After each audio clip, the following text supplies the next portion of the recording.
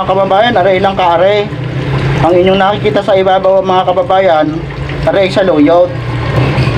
Nilagyan ko lang rin ng ng saluyot para kumpleto ang sarap ni Ray. Paano ba natin malalamang masarap aray mga kababayan? Abay, syempre, hintayin natin maluto.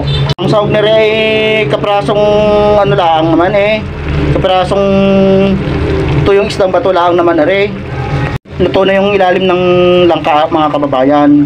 At kung ay nilagay ko naman ang ring huling gata at sabay ko ay nilagay yung okra at saluyot, ay nako, napakasarap nito mga kababayan. Dinamihan ko lang ang gata ay dalawang nyog lang rin, konti lang naman rin. Dalawang nyog lang rin mga kababayan, at yun ay purong gata rin, hindi ko na binalagyan ng tubig para purong gata siya. Pagmamantikain ko mga kababayan, pagmamantikain ko aray at para aray napakasarap. At para maubos yung isang kilong sinaing kong bigas diyan sa bahay namin. Oh, malapit na magmantika. Nako, napakasarap nito mga kababayan. Ubos ang isang isang kilong bigas. Nako, kamahal-mahal pa naman ang bigas. Pinakamababang bigas ngayon ay 55 pesos. Luto na aray, aba ay kain na. Aray nagmamantika pati aray ay nako, salamat.